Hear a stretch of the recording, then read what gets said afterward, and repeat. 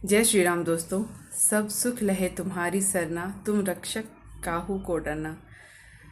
गोस्वामी तुलसीदास जी ने स्वयं हनुमान जी के बारे में बताया है कि और देवता चित्त न धरई, हनुमत से ही सर्व सुख करई। कि अगर आप हनुमान जी की चित्त लगाकर पूजा कर लेते हैं तो आपको सभी देवी देवताओं के आशीर्वाद मिल जाते हैं। मुख्य रूप से अगर आप देखें तो 5 जो भगवान हैं उनके अगर मैं आपको कुछ बताऊं, गणेश जी की अगर बात करें तो बुद्धि के देवता हैं और हनुमान जी भी आपको बुद्धि प्रदान करते हैं। माँ जगदम्बा, माँ दुर्गा की अगर बात करें तो उनके साथ वो लांगूर रूप में रहते हैं। भगवान भोलेनाथ की अगर बात करें तो उनके 11वें रुद्रावतार हैं हनुमान जी। भगवान सूर्य की अगर बात करें तो उनके पहले शिष्य हनुमान जी हैं। और अगर भगवान विष्णु प्रभु श्री राम जी की बात करें तो उनके परम भक्त हैं।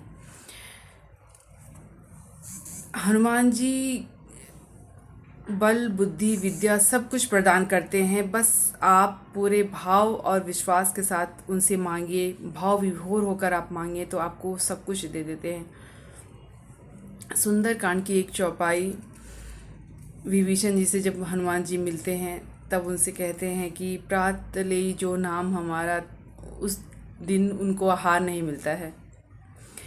इसलिए बहुत लोगों का ऐसा मानना है कि हनुमान जी दिन भर प्रभु श्री राम जी की भक्ति में रहते हैं।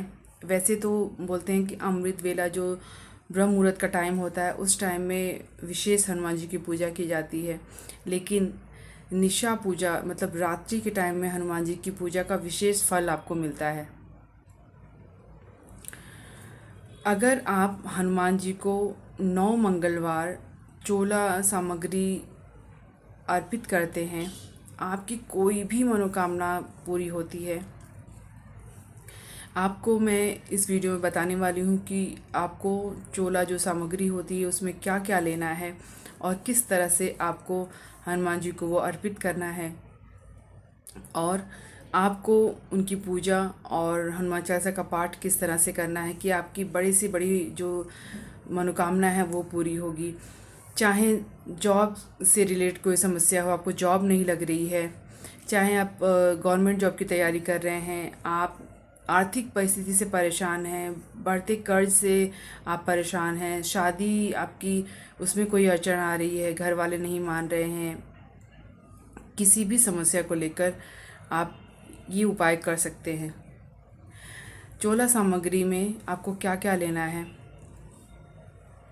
जनेऊ, हनुमान जी को जो प्रिय है, सिंदूर, पीला सिंदूर, चमेली का तेल, गुड़, चना, 9 केले और एक रेड कलर का कपड़ा। ये आपको शुक्ल पक्ष के पहले मंगलवार से इस उपाय को शुरू करना है। या तो आप चैत्र नवरात्रि या जो शारदीय नवरात्र आता है उसमें भी आप ये कर सकते हैं। साथ ही आपने एक सैटिन का कपड़ा लाना है, उससे आपने एक ध्वज तैयार करना है और उस पे आपने गोटे से खुद से आपने लिखना है ओम श्री हनुमंताय नमः। ये लिखकर आपने या तो शुक्ल पक्ष के पहले मंगलवार को या तो चैत्र नवरात्रि के पहले दिन आपने आपके घर के ईशान कोण में इस ध्वज को लगाना है। ईशान कोण मतलब दक्षिण पूर्व का जो कॉर्नर होता है। अगर आप फ्लैट में रह रहे हैं तो आपके बालकनी में सबसे ऊंचे स्थान पे, मतलब आप क्या कर सकते हैं कि आप जो जिसमें लगाएंगे बाम्बू जो बोलते हैं वो ऊंचा होना चाहिए, और आपने पताखा जो बोलते हैं उसको ऊंचा लहराते हुए रहना चाहिए, उस तरह से आपको लगाना है। साथ ही आपने चोला की जो सामग्री आपको बताई मैंने वो आपको मंगलवार के दिन हनुमान जी के मंदिर में लेके जाना है और पुजारी जी को बोलकर पूरा जो चोला है उनको वो हनुमान जी को अर्पित करने देना है। उसके बाद आप आपकी जो मनोकामना है वहाँ पर बोलकर हनुमान जी से प्रार्थना कर कर। और बोलना मतलब सिर्फ बोल के आ जाना नहीं होता है, भाव विभोर होकर बोलना। अगर आप इतने परेशान हैं अपनी दिक्कत को लेकर तो आपकी आंखों में वो अश्रु होनी चाहिए। वो दुख जब होता है ना हमको, तब अंदर से हम रोते हैं, उस तरह से आपको भाव विभोर होकर बोलना है। ये करने के बाद आपको आपके घर आ जाना है। अब आपको रात के 9:30-10 बजे से हनुमान जी की पूजा करनी है। अगर आप सात्विक भोजन ले रहे हैं, अगर आप बहुत ज़्यादा मतलब स्थिति में नहीं हैं, जिनकी उम्र ज़्यादा हो गई है या कोई रोग से लोग ग्रसित लोग हैं, वो अगर नहा नहीं पाएँ तो आपके जो कपड़े हैं वो चेंज कर कर, हाथ पैर अच्छे से धोकर आपने कपड़े साफ पहन लेने हैं और आपके पूजा स्थान पर बैठकर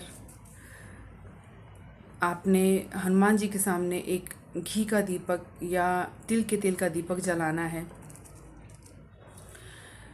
एक पात्र में आपने जल रखना है, एक गिलास में आपने पानी रखना है, गुड़ चने का भोग लगाना है और आपने हनुमान चालीसा की पूरी बुक श्री राम स्तुति से स्टार्ट करके हनुमान चालीसा का पाठ आपको करना है, बजरंग बाण का पाठ आपने करना है, हनुमान अष्टक का पाठ आपने करना है और लास्ट में हनुमान जी की आरती आपने करनी है। एक एक बार ही सब कुछ आपको करना है। और जैसे मैंने बोला, आपको पूरा भाव विभोर होकर हनुमान जी के सामने रो कर आपकी जितनी करुणा है सब उनके सामने आपको रख देनी है और उनको बोलना है कि हे हनुमान जी, मैंने सब कुछ आप पे छोड़ दिया है, मैं पूरी तरह से सरेंडर हो चुका हूँ और अब आप देखिए कि आप मेरे साथ क्या आप मेरे लिए अच्छा कर सकते हैं, वो आप करिए। जब इस तरह से आप उनके ऊपर सब कुछ छोड़ देंगे, सरेंडर हो जाएंगे, तब आपकी समस्या, आपकी जो बोलते हैं ना कि आपका बेड़ा उठा लेना, वो उस तरह से हो जाएगा और आपकी हर समस्या का हल आपको मिल जाएगा। एक चीज़ का आपको ध्यान रखना है, जैसे मैंने बोला कि आपको अगर नहीं नहा सकते, आपको कपड़े चेंज करना, तब आपको ये करना है जब आप पूरे सात्विकता का, पूरे ब्रह्मचर्य का पालन कर रहे हों। मान लीजिए आप लहसुन प्याज नहीं खा रहे हैं, आपने घर का ही भोजन आपने लिया है और ब्रह्मचर्य का आपने पालन किया, इस कंडीशन में ही आपने कपड़े आपके चेंज करके और हाथ पैर धोकर ये करना है, नहीं तो आप पूरे तरीके से स्नान करके ही करेंगे। आप ये उपाय करके देखिए, आपको बहुत ही अच्छा रिज़ल्ट मिलेगा और बहुत ही शीघ्र अतिशीघ्र फल ये देने वाला उपाय है। वीडियो अगर पसंद आए तो लाइक ज़रूर से करिएगा। चैनल पे अगर नए तो चैनल को सब्सक्राइब कर लीजिएगा। कमेंट में प्रभु श्री राम जी का, प्रभु बालाजी का नारा लगाना मत भूलिएगा। मिलते हैं हमारे नेक्स्ट वीडियो में, तब तक के लिए जय श्री राम, जय प्रभु बालाजी।